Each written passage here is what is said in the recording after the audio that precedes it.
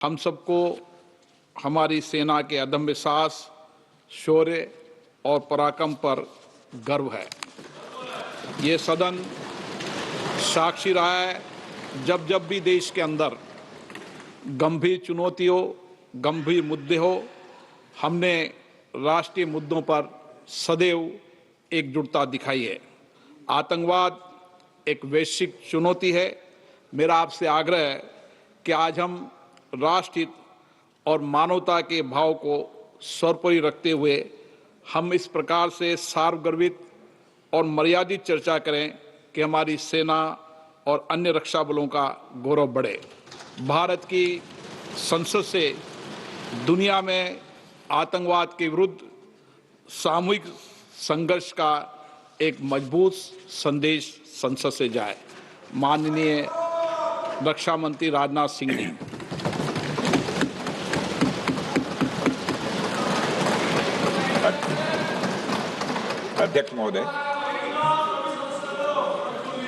अध्यक्ष महोदय, सबसे पहले तो मैं आपके माध्यम से सदन के सभी दलों के, मैंने जितने भी हमारे सम्मानित सदस्य हैं, उनके प्रति आभार व्यक्त करना चाहता हूं कि ऑपरेशन सिंदूर की जो शानदार कामयाबी हासिल हुई है, उस पर चर्चा करने के लिए आज सदन पूरी तरह से तैयार है।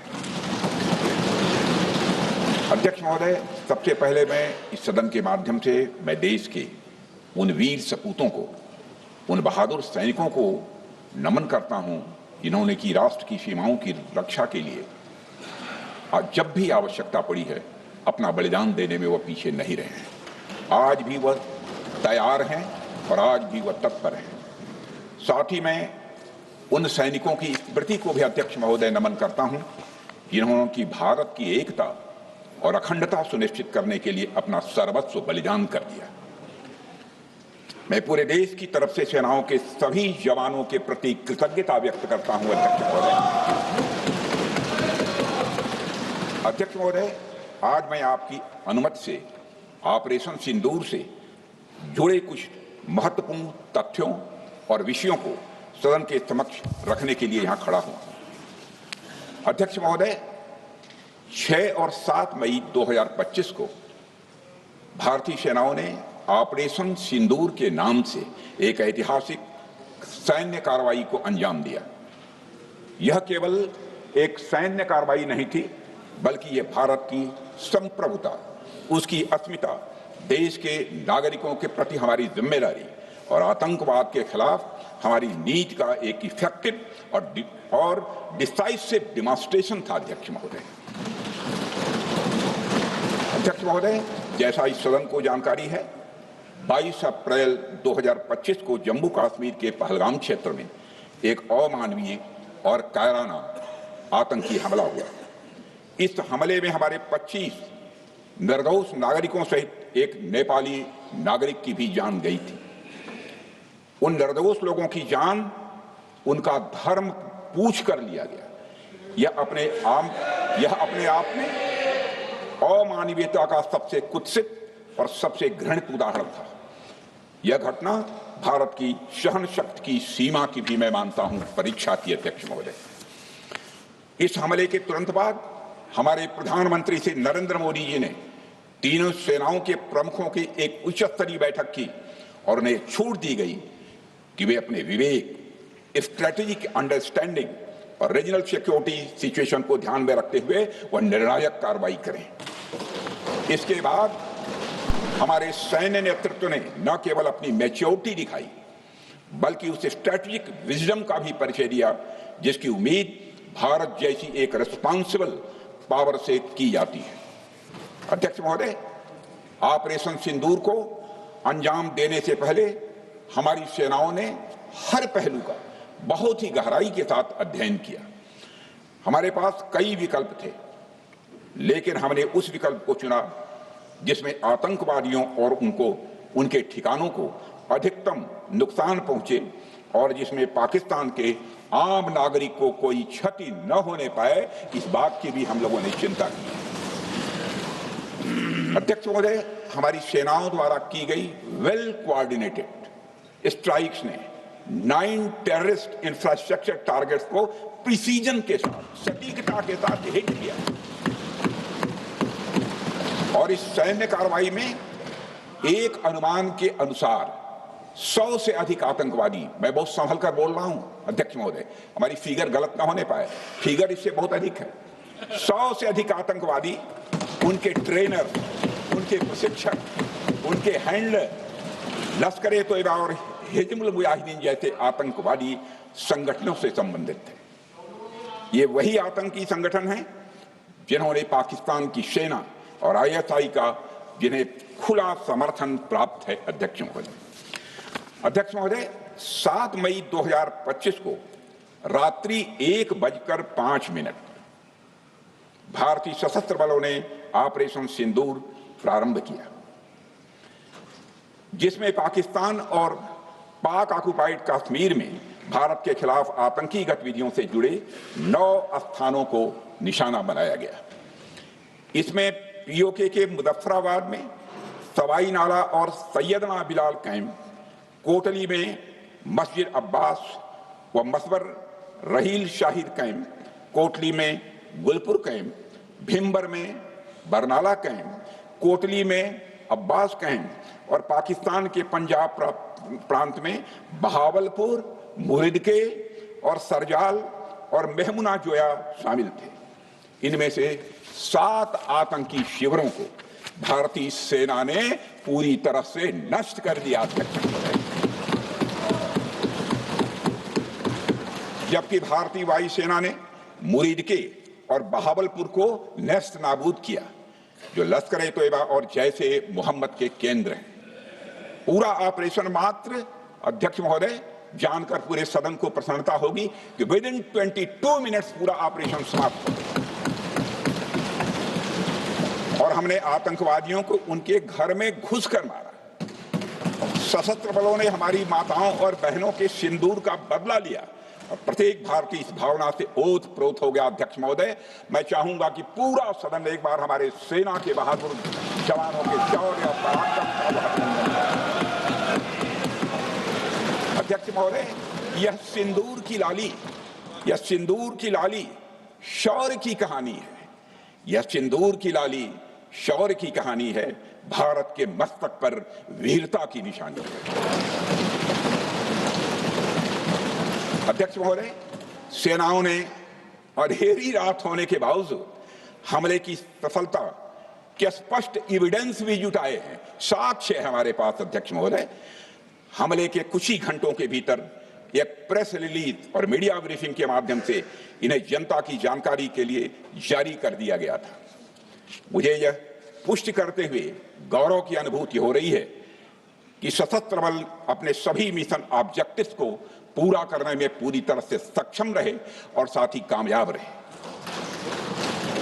अध्यक्ष महोदय, 7 मई 2025 को हमले माने 1:35 के तुरंत बाद भारतीय DGMO ने हॉटलाइन संदेश के माध्यम से पाकिस्तान के DGMO यानी डायरेक्टर जनरल मिलिट्री ऑपरेशन से संपर्क किया और टेरर इंफ्रास्ट्रक्चर के खिलाफ हमारे हमले के रेशनल और मेथोडोलॉजी के बारे में पूरी जानकारी दी और यह तथ्य भी बताया ये हमले एस्केलेटरी नेचर वाले नहीं थे, माने इसको हम आगे नहीं बढ़ाना चाहते। जिन मोहि मारा तीन मोहि मारे। अध्यक्ष महोदय, जिस प्रकार प्रभु हनुमान ने लंका में अपनी रणनीति बनाई थी, उसी प्रकार हमने भी उन्हीं को निशाना बनाया जिन्होंने हमें नुकसान पहुंचाया था। हालांकि पाकिस्तान ने इस रेशनल को समझने से इनकार कर दिया और अगले कुछ दिनों तक सिविलियन और सैन्य ठिकानों पर गोलीबारी करके बड़े पैमाने पर सीज फायर वायलेशन करके स्थिति को एस्केलेट करने की उसने कोशिश की। अध्यक्ष महोदय, 7-8 मई 2025 की रात को क्लियरली आइडेंटिफाइड आतंकवाद संबंधी ठिकानों पर हमारे सफल ऑपरेशन के बाद, सफल हमले के बाद पाकिस्तान ने स्थिति को एस्केलेट कर दिया और अनमैन्ड एरियल सिस्टम और अन्य साधनों का उपयोग करके भारतीय वायुसेना के बेसेस, भारतीय वायुसेना के सेंसर्स और सेना के फॉर्मेशन हेडक्वार्टर से लेकर ब्रिगेडों तक पर भी उसने हमला कर दिया। हालांकि हमारी इंटीग्रेटेड एयर डिफेंस ग्रिड और काउंटर यूएस ग्रिड ने इन हमलों को सफलतापूर्वक विफल कर दिया। अध्यक्ष महोदय, यस 400 यमारसैन आकाश मिसाइल सिस्टम और एयर डिफेंस गन्स बहुत प्रभावी साबित हुई हैं। अध्यक्ष महोदय, इस एस्केलेशन पर हमारा जवाबी हमला स्विफ्ट, प्रोपोर्शनेट और नबातुला था। अध्यक्ष महोदय, जिसमें 8 मई 2025 को केवल चुनिंदा पाकिस्तानी एयर डिफेंस सिस्टम और सेंसर नेटवर्क को प्रिसीजन गाइडेड मिशन द्वारा म्यूनिशंस द्वारा जो है टारगेट किया गया। अध्यक्ष महोदय, हमारी कार्रवाई पूरी तरह से सेल्फ डिफेंस में थी, न तो वह प्रोवोकेटिव थी और न तो एक्सपेंशनिस्ट थी। पाक द्वारा ये हमले 7 मई 25 से लगातार चले और 10 मई 2025 को रात लगभग 1:30 पर पाकिस्तान ने बड़े पैमाने पर भारत के ऊपर मिसाइल, ड्रोन, रॉकेट और अन्य लॉन्ग रेंज वेपन्स का इस्तेमाल किया। इसके साथ साथ उन्होंने इलेक्ट्रॉनिक वॉरफेयर से जुड़ी टेक्नोलॉजीज का भी सहारा लिया। अध्यक्ष महोदय, उनके निशाने पर हमारे भारतीय वायुसेना के अड्डे, थल सेना के एम्यूनिशन डिपोज, हवाई अड्डे और मिलिट्री कैंट थे। अध्यक्ष महोदय, यह कहते हुए मुझे गौरव की अनुभूति हो रही है कि हमारे air defence system, counter drone system और इलेक्ट्रॉनिक इक्विपमेंट्स ने पाकिस्तान के इस हमले को पूरी तरह से नाकाम कर दिया। पाकिस्तान हमारे किसी भी टारगेट को हिट नहीं कर पाया। अध्यक्ष महोदय, और हमारे किसी भी इंपॉर्टेंट एसेट को नुकसान नहीं हुआ है।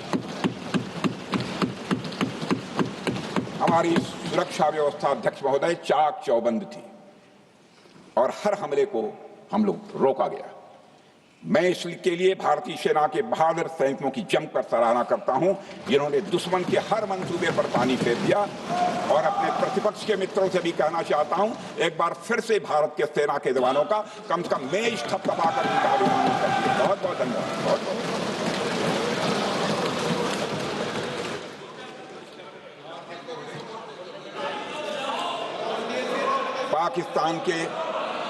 पाकिस्तान के इस हमले के जवाब में हमारी कार्रवाई साहसिक थी, ठोस थी और प्रभावी थी। भारतीय वायुसेना ने वेस्टर्न फ्रंट पर पाकिस्तान के हवाई अड्डों, command and control systems, military infrastructures और एयर डिफेंस सिस्टम को निशाना बनाया और इस मिशन को हमारी सेनाओं ने सफलतापूर्वक अंजाम देने में कामयाबी हासिल की। अध्यक्ष महोदय, हमारी सेनाओं ने चकलाला, सरगोधा, रफीकी, रहीम यार खान, जैकबाबाद, सुक्कुर और भोलारी जैसे बड़े एयरबेस पर प्रहार किया और पूरी दुनिया ने भारतीय वायुसेना के शौर्य और पराक्रम की तस्वीर देखी।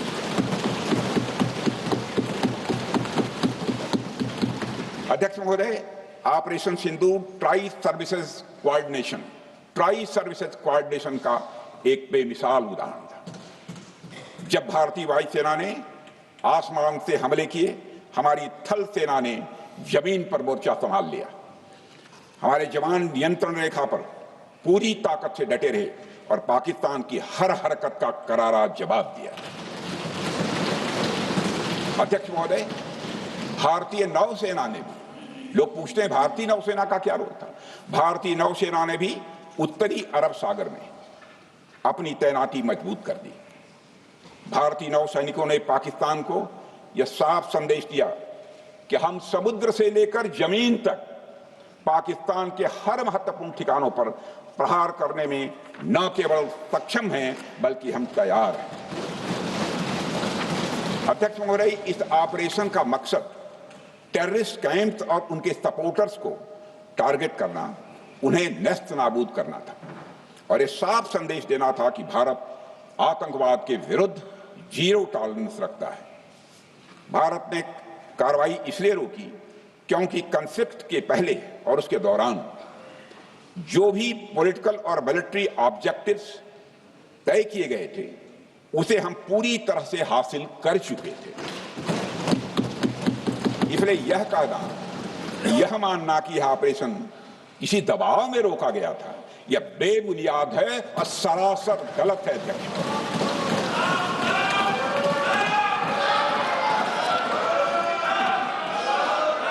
मैं सदन को फिर से आश्वस्त करना चाहता हूं, आपने राजनैतिक जीवन में अध्यक्ष महोदय, मैं आपके माध्यम से सदन को आश्वस्त करना चाहता हूं, अपने राजनीतिक जीवन में जानबूझकर कभी भी असत्य न बोलूं, इसकी भरपूर कोशिश की है मैंने, चाहे सदन हो अथवा सदन के बाहर। अध्यक्ष महोदय, मैं आपके माध्यम से सदन को यह भी अवगत कराना चाहता हूं,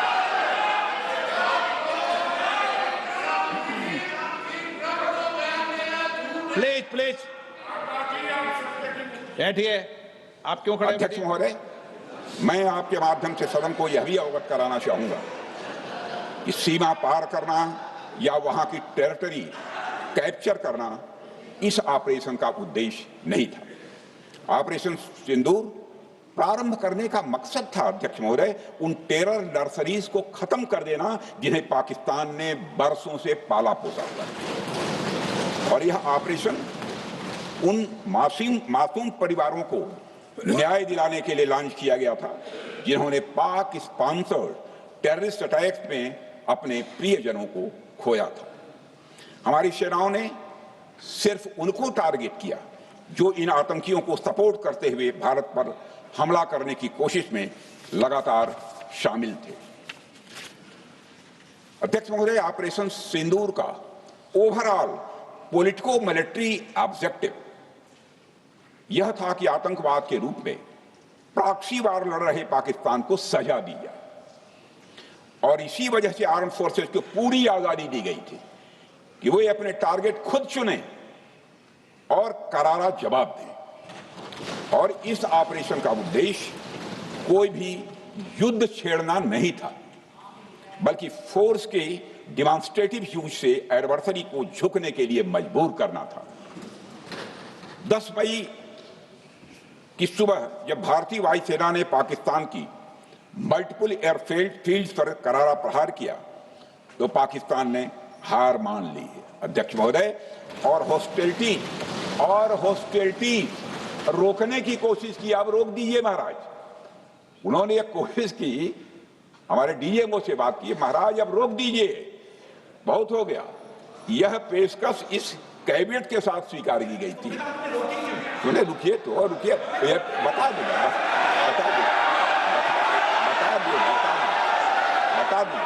अब बैठ तो आपको मौका मिलेगा। यह क्यों रुका, इसका पहले ही मैं पूरी तरह से वर्णन कर चुका हूं अध्यक्ष महोदय।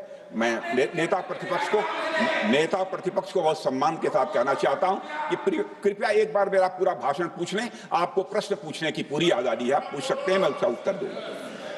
अध्यक्ष महोदय, 10 मई की सुबह जब भारतीय वायुसेना ने पाकिस्तान की मल्टीपल एयरफील्ड पर करारा प्रहार किया तो पाकिस्तान ने हार मान ली और हॉस्टिलिटी रोकने की उन्होंने पेशकश की। यह पेशकश इस कैबिनेट के साथ स्वीकार की गई हम लोगों के द्वारा कि यह ऑपरेशन केवल पाज किया गया है, स्थगित किया गया है, यह ऑपरेशन समाप्त नहीं हुआ है अध्यक्ष महोदय। अगर पाकिस्तान की ओर से भविष्य में कोई भी मिस एडवेंचर हुआ तो यह ऑपरेशन अध्यक्ष महोदय, मैं सदन को आश्वस्त करना चाहता हूं, दोबारा प्रारंभ हो।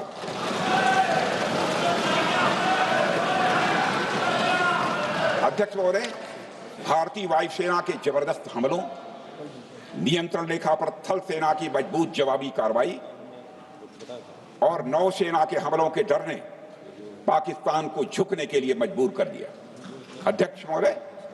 और पाकिस्तान की हार उनकी एक सामान्य विफलता नहीं थी, बल्कि यह उसके सैन्य बल और मनोबल या दोनों की एक हार थी।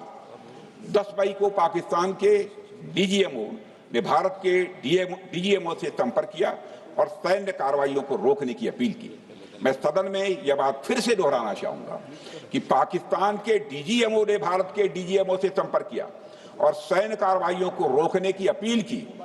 12 मई को दोनों देशों के डीजीएमओ के बीच औपचारिक संवाद हुआ और दोनों पक्षों ने सैन्य कार्रवाइयों पर विराम लगाने का निर्णय लिया। अध्यक्ष महोदय,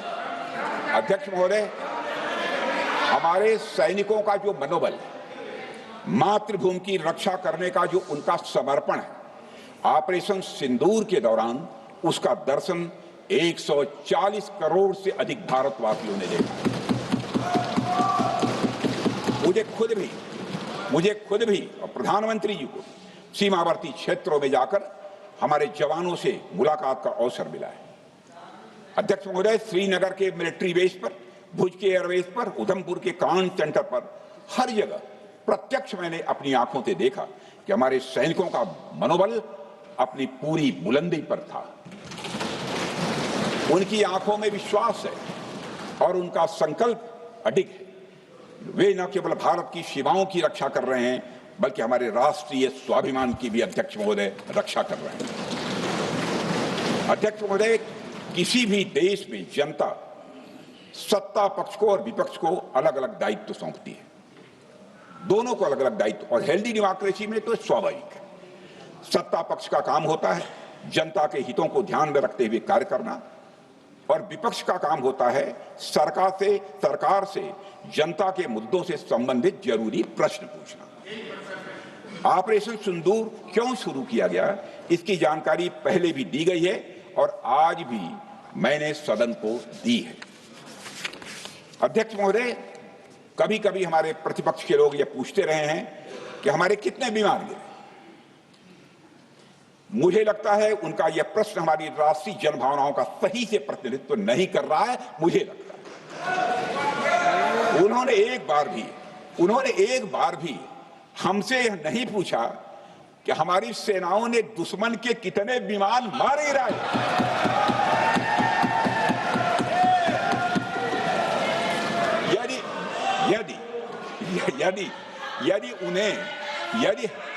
यदि उन्हें प्रश्न पूछना ही है अध्यक्ष महोदय, तो उनका प्रश्न यह होना चाहिए, क्या भारत ने आतंकवादी ठिकानों को तबाह किया? तो उसका उत्तर है हाँ।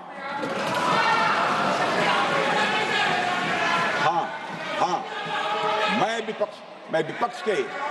विपक्ष के सम्मानित साथियों से कहना चाहता हूं कि आपको प्रश्न पूछना है तो यह प्रश्न पूछिए, क्या ऑपरेशन सिंदूर सफल रहा? तो उसका उत्तर है हाँ।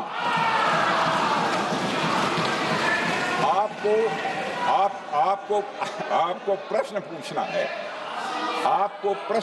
है तो यह प्रश्न पूछिए कि जिन आतंकियों ने हमारी बहनों, हमारी बेटियों का सिंदूर मिटाया, क्या हमारी सेनाओं ने ऑपरेशन सिंदूर में उन आतंकियों के आकाओं को मिटाया? तो इसका उत्तर है हाँ।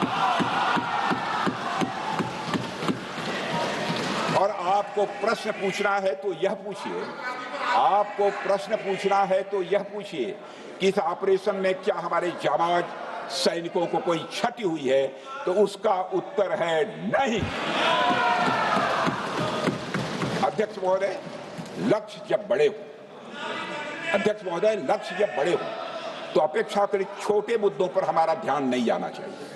लक्ष्य बड़े हों तो छोटे मुद्दों पर, अपेक्षाकृत जो छोटे मुद्दे होते हैं कंपैरेटिवली, उन पर ध्यान नहीं जाना चाहिए, क्योंकि छोटे मुद्दों पर ही ध्यान देते रहने से देश की सुरक्षा और सैनिकों के सम्मान और उत्साह जैसे बड़े मुद्दों से ध्यान हट सकता है, जैसा कि विपक्ष के हमारे कुछ साथियों के साथ हो रहा है।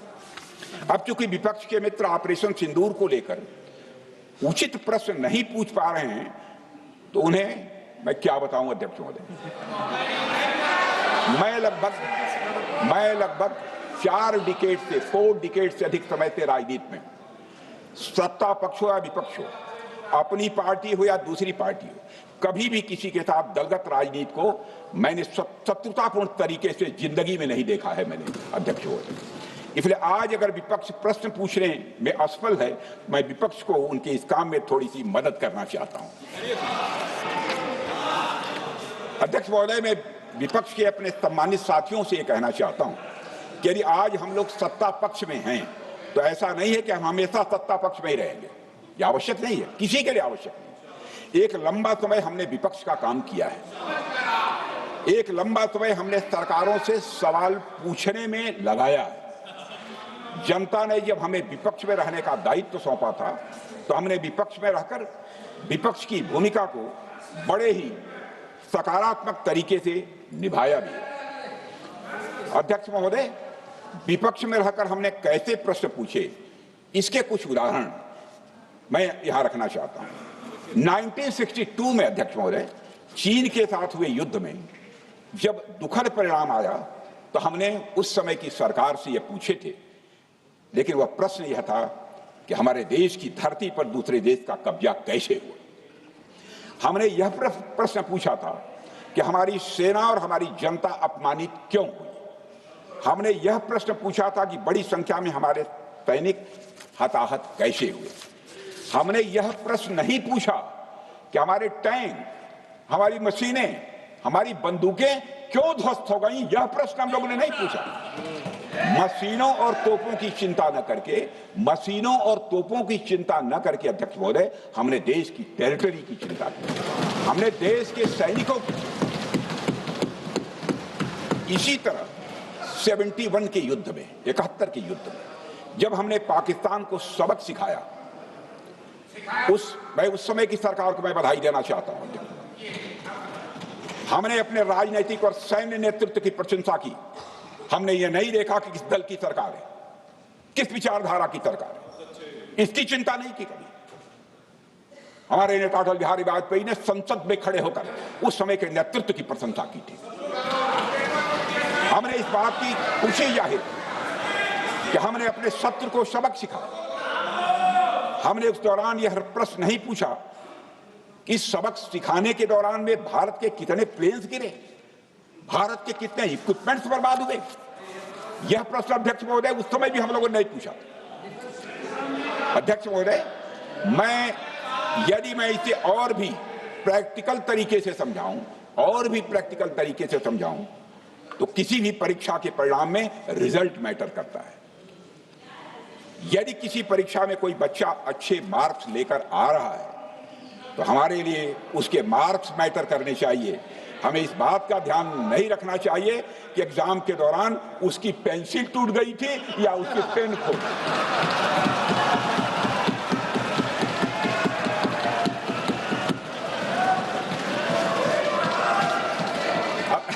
अध्यक्ष महोदय, अल्टीमेटली रिजल्ट मैटर करता है और रिजल्ट यह है, अध्यक्ष महोदय, अल्टीमेटली रिजल्ट मैटर करता है और रिजल्ट यह है अध्यक्ष महोदय कि ऑपरेशन सिंदूर के दौरान हमारी सेनाओं ने जो लक्ष्य निर्धारित किया था, उन लक्ष्यों को पूर्ण रूप से प्राप्त करने में हमने कामयाबी हासिल की। अध्यक्ष महोदय, भारत हमेशा से पाकिस्तान सहित अपने पड़ोसी देशों से मित्रता और सौहार्द सहयोगपूर्ण संबंध का सदैव इच्छुक रहा है। इसके लिए भारत की सभी सरकारों ने ईमानदारी से प्रयास भी किए हैं। वह चाहे आदरणीय लाल बहादुर शास्त्री जी हों या अटल बिहारी वाजपेयी जी हों या हमारे स्वर्गीय मनमोहन सिंह जी हों या प्रधानमंत्री श्री नरेंद्र मोदी जी, सभी ने हमेशा चाहा है कि इस इलाके में शांति और समृद्धि बनी रहे। सभी ने यह चाहा। अध्यक्ष महोदय, यह बात हमारी सिविलाइजेशनल वैल्यूज के साथ मेल खाती है, इसलिए ऐसा हुआ। अध्यक्ष महोदय, पूरा विश्व जानता है कि पूर्व प्रधानमंत्री श्री अटल बिहारी वाजपेयी जी ने शांति का संदेश लेकर 1999 में लाहौर बस यात्रा की थी। वह सिर्फ एक यात्रा नहीं थी, वह यात्रा भारत की संस्कृति और शांति की प्रतीक थी। यह हमारे भारत की प्रकृति थी। लाहौर पहुंचकर श्री अटल बिहारी वाजपेयी जी ने मीनारे पाकिस्तान पर विजिटर्स रूप में जो लिखा था, जिसका जिक्र लोग आज भी करते हैं, और उन्होंने लिखा था, उसकी मैं चर्चा करता हूं। उन्होंने लिखा था कि मीनारे पाकिस्तान से मैं पाकिस्तान की जनता को यह विश्वास दिलाना चाहता हूं कि भारत अस्थायी शांति और मित्रता का आकांक्षी है। मैंने पहले भी कहा है, और फिर भी कहता हूं, एक स्थिर और समृद्ध पाकिस्तान भारत के हित में है, इसमें कोई संदेह नहीं होना चाहिए। अध्यक्ष महोदय, यह हमारी सोच थी, यह हमारी शांति की पहल थी। यह पहल हमारी हजारों साल पुरानी सांस्कृतिक चेतना, हमारी नैतिक शक्ति और हमारी सभ्यता के उन मूल्यों से निकली थी जो शांति को शक्ति मानती है। अध्यक्ष महोदय, लेकिन हमारे शांति के प्रयास को हमारी नाइविटी, उदारता या सरलता समझ लिया गया। जब हम शांति के लिए कदम बढ़ा रहे थे, उसी वक्त पाकिस्तान कारगिल में घुसपैठ की साजिश रच रहा था। हम दोस्ती की राह पर थे तो वो षड्यंत्र की राह पर थे। जब हम मामला खुलकर सामने आया तो हमारे वीर सैनिकों ने इस घुसपैठ के खिलाफ कार्रवाई करना प्रारंभ किया, और जब भारत की जीत सामने दिखाई दे रही थी तो पाकिस्तान ने परमाणु युद्ध की धमकी दे डाली। अध्यक्ष महोदय, तब हमारे प्रधानमंत्री, तत्कालीन प्रधानमंत्री आदरणीय अटल बिहारी वाजपेयी जी ने कहा था, पाक सेना के परमाणु हमले से भारत का तो कुछ नहीं बिगड़ेगा, लेकिन पाकिस्तान दूसरे दिन का सूरज नहीं देख पाएगा।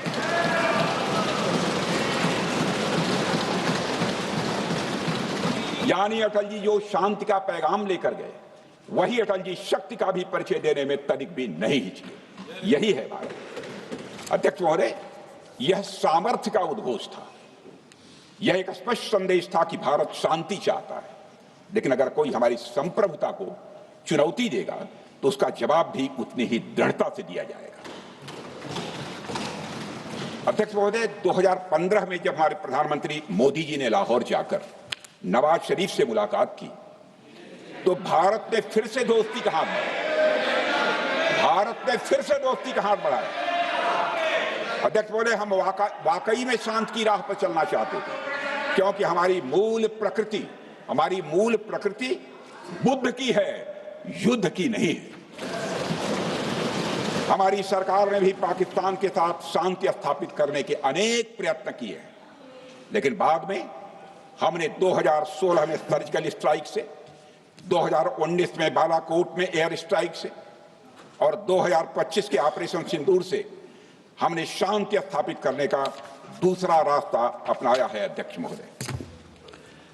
महोदय, अब हमारे प्रधानमंत्री श्री नरेंद्र मोदी जी और हमारी सरकार का स्टैंड बिल्कुल क्लियर है कि टेररिज्म और टॉक्स ये दोनों साथ नहीं चल सकते, क्योंकि सभ्य मुल्कों के बीच बातचीत होती है। अध्यक्ष महोदय, लोकतांत्रिक देशों में बातचीत होती है, पर एक ऐसा देश जिसके वजूद में लोकतंत्र का एक कतरा भी न हो और सिर्फ रिलीजियस फैनेटिसिज्म, टेररिज्म और हेट्रेड अगेंस्ट इंडिया हो, उसके साथ संवाद किसी भी सूरत में नहीं किया जा सकता। दुष्टता का ही व्यवहार करना पड़ता है कभी कभी। अध्यक्ष महोदय, हमने भगवान कृष्ण से सीखा है कि शिशुपाल की 100 गलतियां माफ की जा सकती हैं, पर अंत में धर्म की रक्षा के लिए सुदर्शन चक्र उठाना ही पड़ता है।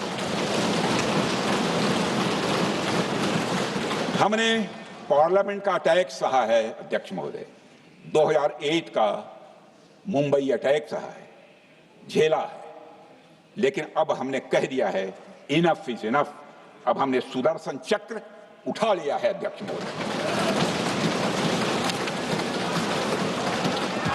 महोदय, हमारी प्रवृत्ति भगवान राम और भगवान कृष्ण से प्रेरित है, जो हमें शौर्य भी सिखाती है और धैर्य भी सिखाती है। इस सीख का, अध्यक्ष महोदय, इस सीख का हम प्रधानमंत्री नरेंद्र मोदी जी के नेतृत्व में हमारी विदेश और अपनी रक्षा नीति में सीधा प्रयोग कर रहे हैं। आज भारत पहले दोस्ती का हाथ बढ़ाता है, लेकिन अगर कोई देश धोखा दे तो उसकी कलाई भी मरोड़ना जानता है।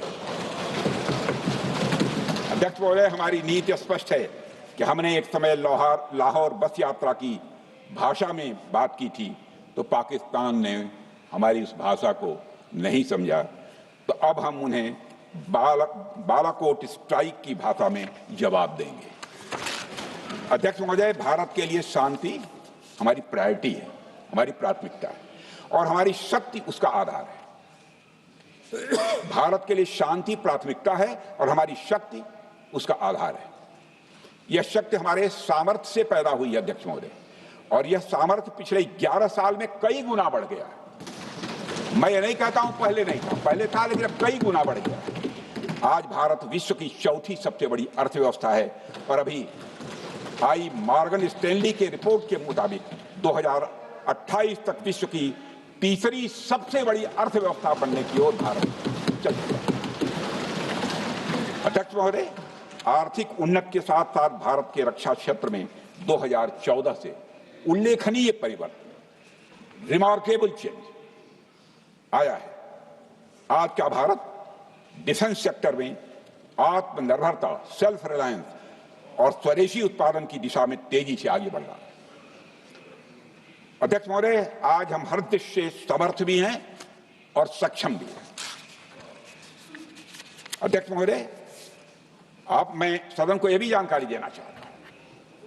उसके बाद जब प्रश्न पूछा गया हमारे सारे चीफ से, सीडीएस से, डिफेंस सेक्रेटरी से, क्या ऑपरेशन के लिए तैयार हैं, क्षण भर की देर नहीं लगाई, सबने बोला यस सर।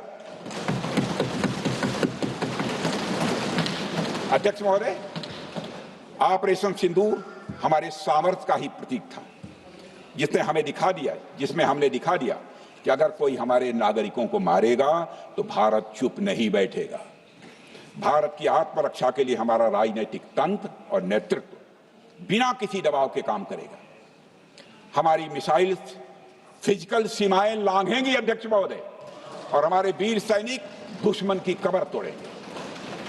अध्यक्ष महोदय, हम आतंकवाद को उसके हर रूप और स्वरूप में पूरी तरह समाप्त करने के लिए पूरी तरह से प्रतिबद्ध हैं। और इस संदर्भ में हमें एक महत्वपूर्ण बात समझनी होगी। Pakistan sponsored terrorism is not random madness, there is a method in this madness. यह एक सुनियोजित रणनीति है, यह एक फंडामेंटल रेज है। अध्यक्ष महोदय, प्रसिद्ध लेखक वीएस नायपाल ने सही कहा था, पाकिस्तान में होना एक ऐसी अल्टरनेट और कंट्रास्टिंग रियलिटी है, where war is peace, freedom is slavery, ignorance is strength. यानी यहां युद्ध ही शांति है, गुलामी ही स्वतंत्रता है और जिहालत यानी अज्ञानता ही ताकत है। अध्यक्ष महोदय, इसलिए पाकिस्तान द्वारा प्रायोजित आतंकवाद कोई पागलपन नहीं है। पाकिस्तान द्वारा प्रायोजित आतंकवाद कोई पागलपन नहीं है, यह एक सोची समझी साजिश का हिस्सा है। यह एक ऐसी प्रक्रिया है जो आतंक को एक पॉलिटिकल टूल की तरह इस्तेमाल करती है। यह सिर्फ आतंकवाद नहीं, यह एक टूल किट है, एक ऐसा टूल किट जिसे पाकिस्तान की सेना और उसकी एजेंसियां एक नीति के तहत अपनाए हुए हैं। This tool kit is in opposition to civilized code of conduct that the rest of the world prefers to abide by। यानी यह टूल किट उस सिविलाइज्ड कोड ऑफ कंडक्ट के खिलाफ है जिसे दुनिया का हर जिम्मेदार देश मानता है। अध्यक्ष महोदय, यह एक कट्टरपंथी सोच की उपज है जिसमें सहिष्णुता के लिए कोई जगह नहीं। हमारा पाकिस्तान के साथ कोई सीमा का संघर्ष नहीं है अध्यक्ष महोदय, बल्कि यह सभ्यता बनाम बर्बरता का संघर्ष है। सभ्यता बनाम बर्बरता का संघर्ष। पाकिस्तान के हुक्मरान जानते हैं कि उनके सैनिक युद्ध के मैदान में भारत से नहीं जीत सकते, इसलिए वे आतंक को पालते ही नहीं, उन्हें प्रशिक्षण देते हैं और फिर दुनिया के सामने खड़े होकर निर्दोष बनने की कोशिश करते हैं। अध्यक्ष महोदय, पाकिस्तान दोहरे मापदंड और झूठ की बुनियाद पर खड़ा हुआ एक ऐसा देश है जो अब फेल्ड स्टेट के तौर पर देखा जा रहा है। भारत ने ऑपरेशन सिंदूर के जरिए पूरी दुनिया को दिखा दिया है कि हम इस आतंकवाद के गंदे खेल को जड़ से समाप्त करने का संकल्प ले चुके हैं। अध्यक्ष महोदय, जब अटल जी प्रधानमंत्री थे तब पाकिस्तान के साथ कंबोजिट डायलॉग के लिए भारत की शर्त थी कि पाकिस्तान अपनी जमीन का प्रयोग भारत के खिलाफ टेररिज्म फैलाने के लिए नहीं करेगा। एक कंपोजिट डायलॉग के लिए भारत की शर्त, जिसे पाकिस्तान ने भी मान लिया था उसमें। लेकिन दुर्भाग्य से 2009 में शर्म शेख में तत्कालीन सरकार ने एक बड़ी भूल की, जब कंपोजिट डायलॉग प्रोसेस से पाकिस्तान प्रायोजित आतंकवाद को डीलिंक कर दिया गया। यानी बातचीत जारी रखने के लिए पाकिस्तान द्वारा अपनी जमीन को आतंकवाद के लिए प्रयोग न करने की शर्त को ही डाइल्यूट कर दिया गया। எதிர்க்கட்சிகளின் அமளியால் முடங்கிய நாடாளுமன்ற மக்களவை மீண்டும் விவாதத்திற்காக கூடிய நிலையில் மத்திய அமைச்சர் ராஜ்நாத் சிங் ஆபரேஷன் சிந்தூர் தொடர்பாக பேசி வருகிறார். அந்த காட்சிகளை பார்த்தோம். இது தொடர்பான கூடுதல் விவரங்களை பின்வரும் செய்தியில் பார்க்கலாம்.